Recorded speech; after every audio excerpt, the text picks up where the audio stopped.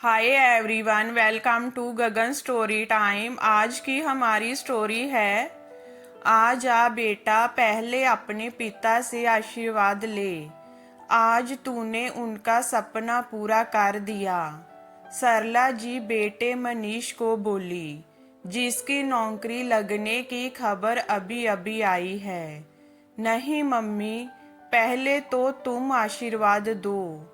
माँ के पैर छूने झुका, कहकर मनीष अपनी पापा तो सिर्फ सपना देखे थे कि उनका बेटा अफसर बनेगा, लेकिन वो रोड एक्सीडेंट में पापा तो सपना आंखों में साथ लिए चले गए। वो तो तुम थी मम्मी, जो दुख का पहाड़ सर पर गिरने के बाद भी नहीं टूटी।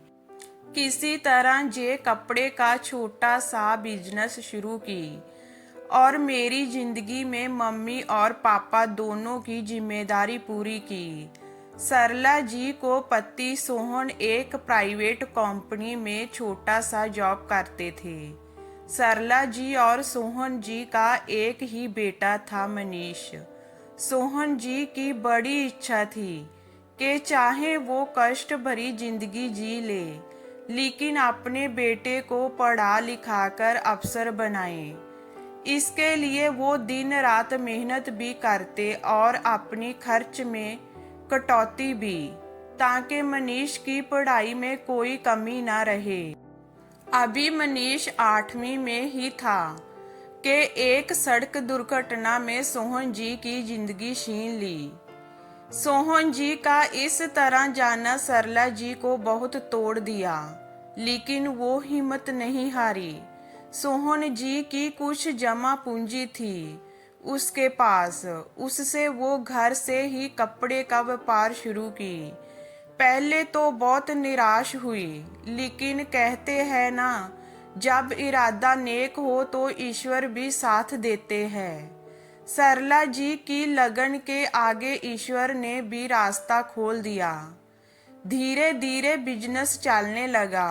अब सरला जी का घर और मनीष की पढ़ाई भी ढंग से चलने लगी। मनीष भी माँ की मेहनत की लाज रख पढ़ाई में जी जान लगा दिया। उसी का फल मिला कि आज मनीष को अच्छी नौकरी मिल गई। नौकरी का 3 साल बीत चुका था। मनीष जिद करके मम्मी का काम बंद करवा दिया कि इतने दिन तुम सिर्फ कष्ट सही हो, अब मैं कमाऊंगा और तुम आराम करोगी। सरला मनीष से शादी के बारे में चर्चा की। मनीष बोला, मम्मी आप जो लड़की पसंद करोगी मुझे कोई एतराज नहीं होगा। सरला जान पहचान में शादी की चर्चा छेड़ दी। जल्द ही सविता के बारे में पता चला। सविता सुंदर, सुशील और पढ़ी लिखी लड़की थी। सरला को सविता अपने मनीष के लिए उचित लगी। मनीष को भी कोई एतराज नहीं था। सबकी रजामंदी से शादी संपन्न हो गई। शादी के बाद मनीष और सविता मुंबई चले गए। कुछ दिनों बाद सविता मां बनने वाली थी। मनीष सरला से कहा, मम्मी तुम यहीं आकर रहो, अकेले वहां क्या करती हो, जहां तुम्हारी जरूरत है। सरला भी खुश थी कि वह दादी बनने वाली है। मनीष से बोली, आऊंगी। ठीक है बेटा, मेरी जरूरत है तो मैं क्यों नहीं। इतनी बड़ी खुशी आने वाली है घर में, तो मेरा जो फर्ज है मैं तो निभाऊंगी ही। मनीष सरला को मुंबई ले आया। कुछ दिन तो ठीक रहा, फिर सविता हर चीज में सरला को टोक टाक करने लगी। प्रेगनेंसी का बहाना बना खुद तो सोई रहती और सारा काम सरला पर छोड़ देती। मनीष कुछ कहता तो मनीष से ही लड़ने लगती। सरला जी ही मनीष से कहती, रहने दो बेटा, ऐसी अवस्था में बहू को तनाव मत दो।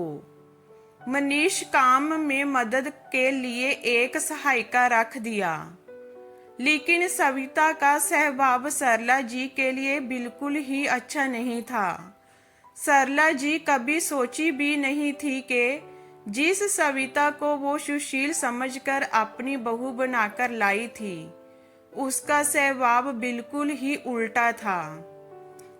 सरला जी सहती रही क्योंकि उसे आने वाले बच्चे की चिंता थी। जल्द ही वह समय आ गया। सविता एक प्यारे से बेटे को जन्म दिया। बच्चे का मुंह देख सरला जी सारे गिले शिकवे भूल गई। सरला जी बड़े प्यार से बेटे का नाम विकास रखना चाहिए। सविता को जैन नाम बिल्कुल पसंद नहीं आया। सविता बोली, जे मेरा बेटा है, मैं अपने पसंद से इसका नाम रखूंगी। जे भी कोई नाम होता है विकास, इतना पुराना नाम। सविता बेटे का नाम तरुण रखा। सरला जी सोची, नाम में क्या रखा है, मेरा पोता ही ना कुछ भी रहे। सरला जी खाना पीना सब बनाती।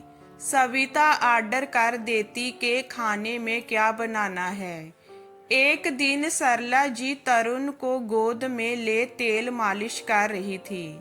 सविता देखते ही बोली, जे क्या कर रही है मम्मी जी, आजकल कौन इस तरह तेल लगाता है बच्चों को।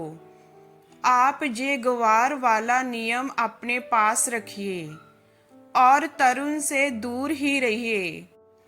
गंदे हाथों से इसे गोद मत उठाया कीजिए, बीमार पड़ जाएगा।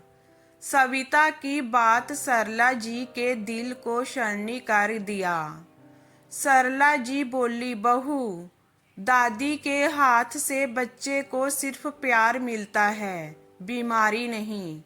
जे इमोशनल डायलॉग अपने पास रखिए। अब बेटे से कहकर घर में महाभारत मत करवा दीजिएगा। आपकी तो आदत ही है घर में झगड़ा लगवाने की। सविता बोली जा रही थी। सरला को अब बर्दाश्त नहीं हो रहा था। क्या सोचकर आई थी और क्या हो रहा था। आज काम वाली नहीं आई थी। सरला जी इंतजार कर काम शुरू की। खाना बनाने में देर हो गई। मनीष बोला, छोड़ दो मम्मी, मैं लंच बाहर ही कर लूंगा। मनीष सविता से बोला, सविता अब तो तरुण बड़ा भी होने लगा है, अब तो तुम मम्मी की मदद करो। जब से मम्मी आई है तुम कभी प्रेगनेंसी का तो कभी बच्चा छोटा है कहकर मम्मी से काम करवा रही हो। मम्मी सिर्फ मदद करने आई थी, तुम तो नौकर बनाकर रख दी हो। सविता को मनीष की बात सुन आग सी लग गई। काम तो सारा काम वाली करके चली जाती है, फिर काम क्या रहता है, सिर्फ खाना ही तो बनाती है। मेरे लिए तो सिर्फ नहीं बनाती है, अपने बेटे के लिए बनाती है और खुद भी तो खाती है। सिर्फ मेरे लिए ही ज्यादा हो गया क्या। खाने का उलाहना सरला जी से बर्दाश्त नहीं हुआ, वह रोने लगी। मनीष गुस्से से सविता से बोला, जे कैसी बात कर रही हो तुम, मम्मी के लिए शर्म नहीं आती।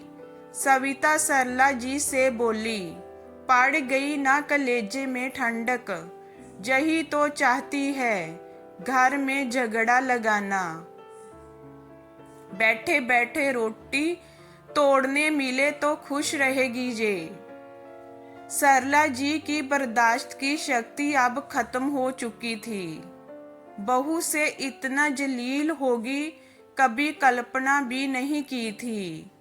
मनीष से बोली, बेटा मैं तो इसी अपना घर समझकर आई थी, लेकिन जहाँ मुझे अपमान के सिवा कुछ नहीं मिला, जहाँ तक के अपने पोते को भी खिलाने के लिए तरस गई। बेटा मैं बूढ़ी हुई हूँ, बेकार नहीं, मुझे मेरे घर पहुँचा दो, मैं भी अपने आत्मसम्मान के लिए साथ जी सकती हूँ। मनीष भी जहाँ मम्मी की हालत देख और रोज के किच किच से परेशान हो सरला जी को घर पहुंचा दिया। तो ये हमारी स्टोरी आपको कैसी लगी हमें कमेंट में बताइए। लाइक कीजिए, शेयर कीजिए एंड वॉचिंग के लिए थैंक यू।